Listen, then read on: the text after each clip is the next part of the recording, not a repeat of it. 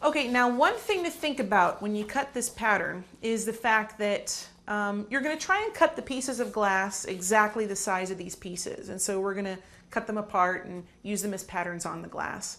But remember that the foil is going to have a little bit of a thickness of its own.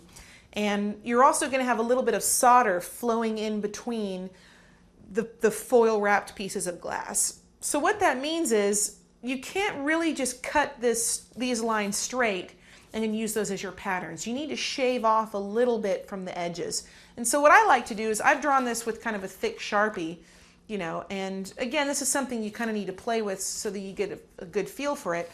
But when I cut these out, I'm actually going to cut inside the Sharpie line for every piece, because what that's going to do is give me that little allowance so that my copper foil and my solder will be able to fill those areas, and I'll still be able to assemble the pieces so that they look like this. Because if I were to cut kind of down the center of the Sharpie line, you know, then basically I have pieces that'll fit together perfectly as pieces of paper, but they're not going to fit together as well once I wrap them in foil and solder them. So I just got a regular pair of scissors here. These aren't, you know, special scissors of any kind, just regular scissors.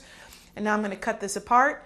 And remember, I've already numbered them and I've got my code about what each piece is going to be. So I'm just going to cut these up into a puzzle and then we'll go from there.